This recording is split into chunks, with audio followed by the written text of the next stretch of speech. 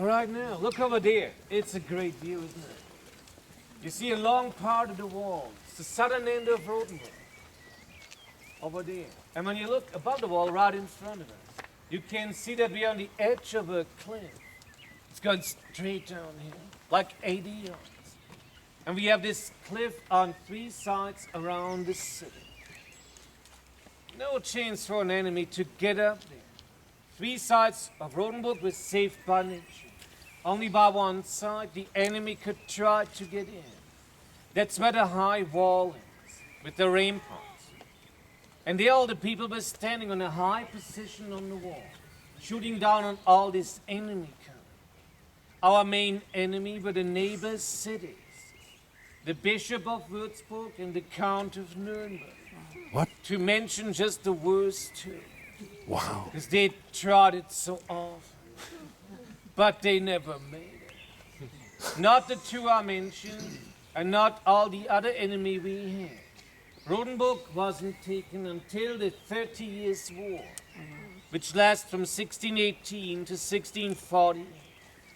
And there's one detail you should know. We got the city rights 1172. And the city was conquered first time in 1631. Not bad. It took a while. But then it happened in only 3 days. It was changing everything. The one who did it was General Tilly, leader of the Imperial Catholic Army in that war. He was very close to Rothenburg. End of October 1631, with an army of 40,000 men. And they were just passing by. They were not interested in this city. They had other plans. But they were stopped on their way by something that happened all the last weeks here. Rain. Rain. It rained for a whole week pretty heavily back in those days. I know it happens now again. But you have to consider what kind of streets they got. It was mud. And these troops got hundreds of carriages, wagons, cannons. They made no miles anymore. They got stuck in the dirt running out of food. All these people were hungry and freezing. Because after the rain it got cold. They were in a desolate situation. They had to have a winter quarter urgently. A dry place to stay, enough to eat. So the general decided that they will have it in the next city. So he picked us, Rothenberg, sending a mounted messenger to inform us that this is gonna happen. That they are on their way to us, and we should be ready when they arrive. Have everything organized for them, open the gates, let them in, and supply them. This was a bad news. We were 6,000, and they were 40,000. We were Protestants, sure they were Catholics, in a religious war.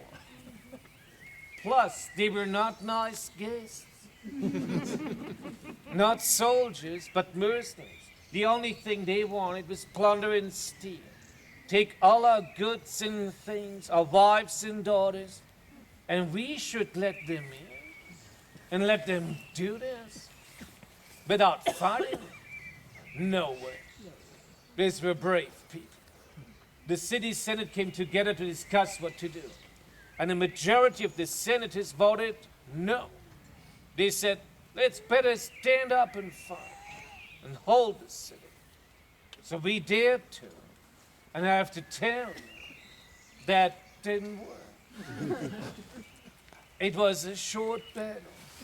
Because as weak as the enemy were, they got a lot of big cannons. Once they realized that we won't let them in, they were shooting from a distance against our walls, and we were shooting back on them once they were close enough. But on the 3rd day of the attack, we ran out of gunpowder. There were just a few barrels of gunpowder left. It was all stored in the powder tower, which was a tower on the wall, a part of the fortifications, and a pitch dark room inside, like towers usually are. And then something very stupid happened. It's hard to talk about it. One of our own people made this huge mistake. Little Mitch. It was the guy who was in charge of the powder. He had to make sure that no unauthorized person gets access to it. But for some reason, he himself went into the powder tower, but with a torchlight. Maybe he forgot what tower it was.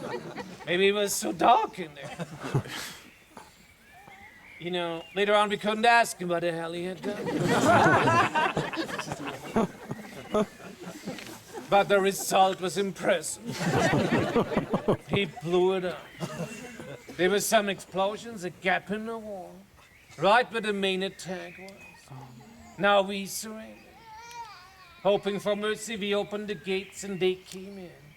But there was no mercy. We had killed more than 300 of them, while we had lost just 2 people so far. One was the guy with the torch, and the other one was standing too close.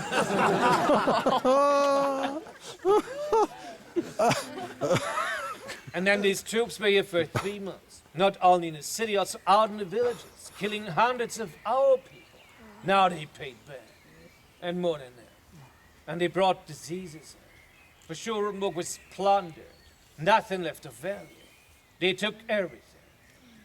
We had to pay a very high price for defending our city, but they didn't burn it last. After 3 months, they went, and Rothenberg still stood. And people were happy and tried to recover from this. But they couldn't because the war continued. Another 17 years. And towards the end of that war, people had forgotten why it once had started. There were no more enemy or allies, but just bandits, trying to plunder and steal as much as they could. And at this time, Rothenberg was so weak that everybody could get in and take something out. And when the war was finally over, in 1640, this was a poor, forgotten place. We had lost more than half of our people, lots of our territory, and what our craftsmen produced was not enough for any export. Time stood still. For 250 years, nothing happened. People had no money to modernize their city. And that's the only reason why it's so well preserved. It was preserved by poverty. And the wealth of today bases on poverty of yesterday. We just had to wait long enough until tourism started. It took forever. I mean, 250 years. But then they were coming. The first visitors were showing up around 1900. They were fascinated. They talked about it to other people. Word by mouth did a lot. And then painters and poets were coming, newspapers and magazines. It got better and better. And nowadays, Rothenberg is world famous and rich again, like it was long ago. Sure, in between, there was a long break when nothing happened at all. But here we are again, back on the map, with your support. Thanks for coming.